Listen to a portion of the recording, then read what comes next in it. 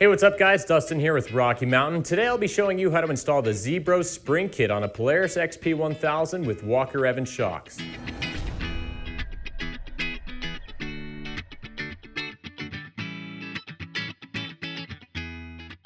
Alright, so today we'll be showing you how to install the Zbroz spring kit on a 2014 Polaris RZR XP1000 with Walker Evans shocks.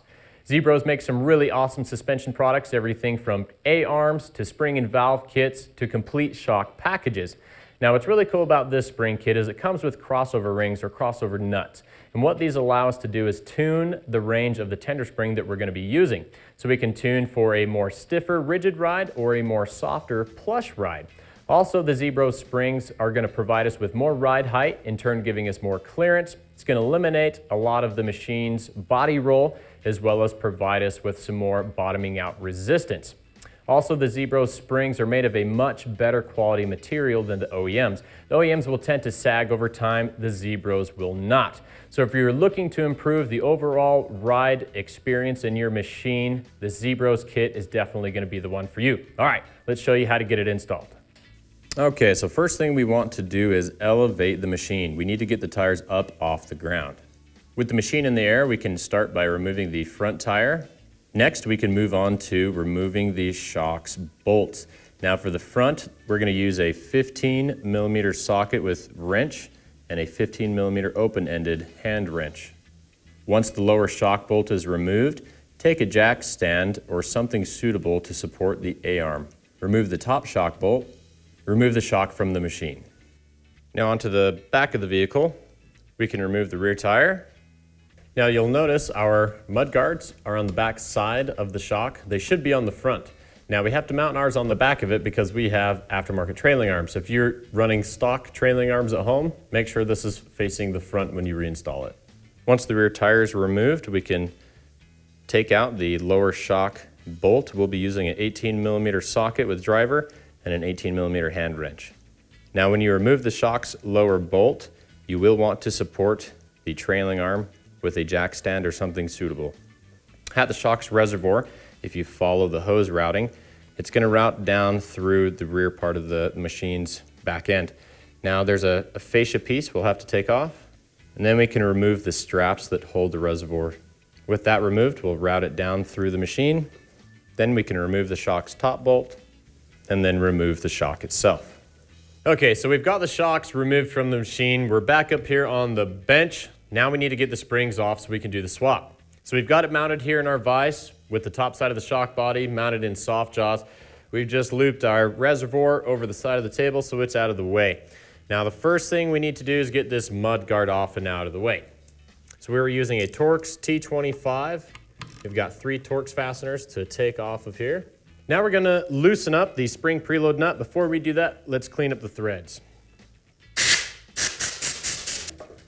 And we can take and lube them up with some lubricant here.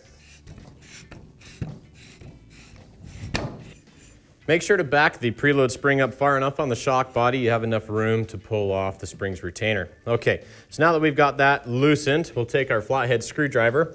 We're going to lever off of the shock springs and we're going to bring the bump stop up out of the way to make room to take off the spring's retainer. Now when doing this, be careful not to scratch the shock's shaft. That should be sufficient. Pull our springs up out of the way, get the spring retainer removed, then we can pull off our main spring, spring divider, and our top spring or tender spring. Now at this point, go ahead, clean the rest of your threads. We'll be installing a crossover nut, so make sure that these are nice and clean. Okay, so now that we got our threads nice and clean, we're going to install our springs. So here's our spring kit from Zbroz. We've got our rear mains, our rear tenders, front mains, front tenders. Front tenders are going to come with a new spring seat, and then for the rears, we've got these crossover nuts. These are really awesome. They allow us to adjust how much of the tender spring we're going to be using. So we're going to get these set onto the threads, but we're not going to get them solidly fastened to it just yet because we'll need to take a measurement as to where we're going to place them. So we're going to take our 3 30-second Allen wrench. We'll open these up and get them installed on the shock body. Now when installing these crossover nuts, take your time, be careful with them, be sure not to get them cross-threaded. would make for a very bad day. We're just going to set the fasteners so that we can still turn the crossover nut with relative ease. Once we get this put on here, we'll move on to getting the springs on the shock body. Okay, so now that we've got our crossover nut in place, we're going to back the springs preload adjuster to the top of the shock body. Okay, so we're going to start with our tender spring. And then we can take our spring divider, set it on the shock body, and then our main spring, just like that. Looks like we've got enough room here to get our spring retainer back into place.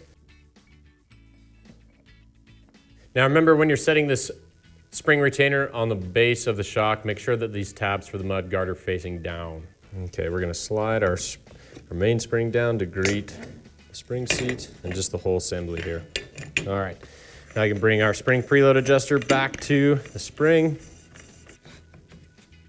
Okay, before things get too tight on here, we need to index a few parts here. So our reservoir hose sticks out of the back side of the machine. Our mud guard mounts onto the back here as well. And I like to have the opening here on the springs retainer facing the bottom, so that way if any dirt or anything like that gets in here while we're out riding, it should fall out through the base of this. So I'm going to line up my eyelets with the top and the bottom here. I'm going to set my spring retainer opening so it's facing the front of the machine, so to speak. Line up our mud guard.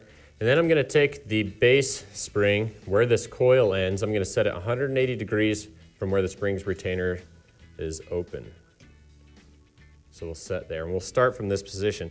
Now at the top, our spring divider has two arrows, one on either side. We need to align these arrows with where the spring coil ends.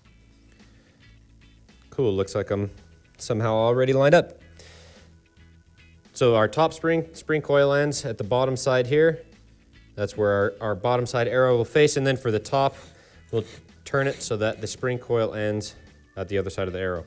Now for spring preload adjustments, once we've got the springs so they're not sitting in there loose, we're going to take and rotate our spring preload adjuster. We're going to rotate it 2 to 3 times, and that's where we're going to start with our tuning. Okay, so now we need to take and set the crossover nut's distance from the spring divider. Zbroz recommends that we start at 4 3/4 of an inch. So it looks like it'll set us about here. Looks like we've got some adjustment to make. I'm gonna lube these threads up a little bit.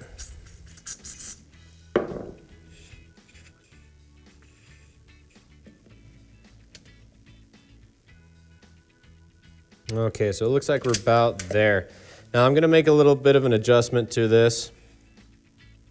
So that way, when this is mounted on the machine, we can still access these fasteners here. So this is our driver rear. This is the back side of the shock. So these fasteners need to be facing out like this. So that way, if we ever need to make an adjustment to it, the fasteners are accessible.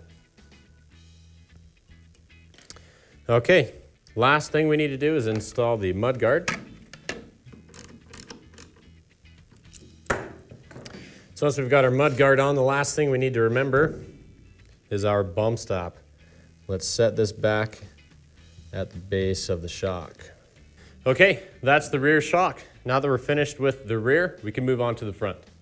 Okay, so now we're gonna move on to the front shock. We'll be swapping out these springs for the Zbroz. So we're gonna take and mount it into our vise here with soft jaws. So clean up our threads, get any dirt and grime out of the way. Now we can back off the spring preload adjuster. So we've got our spring preload adjuster backed up all the way to the top of the shock's body, but we still just don't have enough room to pull the springs retainer. This is where our spring compressors will come in handy. So we're gonna mount these onto our shock springs here, compress them enough so that we have sufficient room to pull the springs retainer.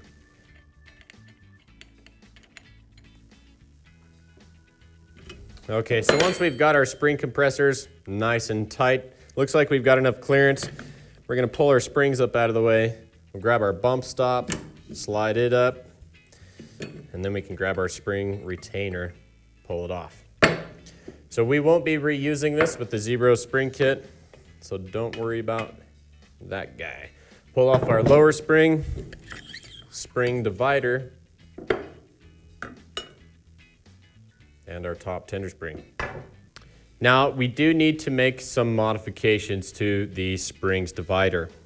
Now, for this spring kit, we need to shorten the spring divider by about 1.750 inches or 1 3/4 of an inch. Something else to note, the spring retainers are significantly different in size. This is because of the overall the free length of the springs when they're installed on the shocks. There's a lot more spring there. So we're gonna go make this modification to our spring divider. You can use whatever tool will suit this. Okay, so we're back here in the shop. We've got our spring divider modified. We've taken the long side here and shortened it by 1.75 inches, so 1 3/4 of an inch. So let's get this installed. We're gonna take our top tender spring here. We're gonna take the tightly wound side of the tender springs coils facing the bottom. We're gonna get this mounted onto our shock body. We'll take our newly modified spring divider. The arrows are gonna point up when it's installed. Then we can take our new mainspring. The front shocks are gonna come with the new spring retainers, so we won't be reusing the old ones here. And then we'll set our spring preload nut so that it holds the springs in a good, nice, solid position, and then we'll make about 2 to 3 turns of adjustment to set the preload. And before the assembly gets too tight, again, there's a few things we need to do as far as indexing or setting the position of our springs. So on the spring retainer, we've got this opening here. We need to set the springs coil at the bottom here where it ends 180 degrees away from that opening. And then at the spring divider here, we'll line up the spring coil ends with the arrows.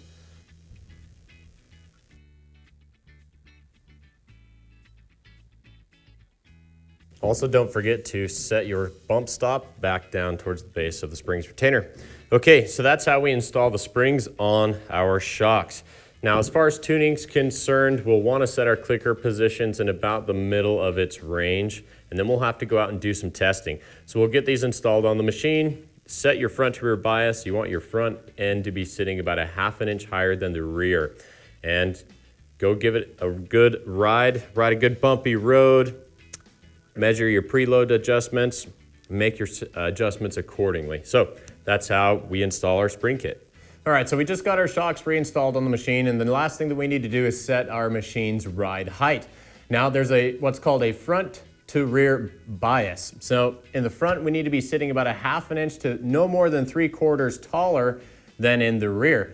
So to take this measurement, we're gonna find a baseline even plane that we can measure off in the front and in the rear. Now to do that here in the front, we're just gonna take our measurement right behind the lower A-arm where the skid plate is. Now if you can get in here and see, it looks like we're sitting right at about 14 inches. So now we can move to the rear and go check it. All right, so we're here at the back side of the vehicle, and we're gonna take our rear measurement. So we're gonna measure off of the floor to the skid plate. And it looks like we're sitting at 13.5 inches. All right, so we just made our final adjustments to our ride height and our front to rear bias. So in the front, we're sitting at about a 1/2 inch taller than in the rear. Now, if you're having trouble making adjustments or where to start, it kind of really doesn't matter. If you're sitting a little too low in the rear, you're gonna wanna add some preload. Now, if you're sitting too low in the front, that's where you will add more preload. Again, remember, you wanna be sitting at about a 1/2 inch taller in the front, but no more than 3/4. Now, as far as the crossover nut's concerned in the rear, once you get your ride height and your preload set, you want to make sure that when you measure the distance from your spring divider up to the crossover nut, you're sitting at 4 3/4 inches. Now, you will be making more adjustments to that as you fine-tune your suspension as well as your compression settings. All right, and that's it. That's how we installed the spring kit from Zbroz. If you have any other questions as to what we did here today, please feel free to leave some comments in the video below. Also, don't forget to check out our YouTube channel and subscribe for more how-to videos. Also, see our website at RockyMountainATVMC.com, where we have a huge selection of parts, apparel, and accessories for your motorcycle, UTV, and side-by-sides. All right, guys, I'm Dustin with Rocky Mountain. That's it for me. Thanks so much for watching, and keep turning those wrenches.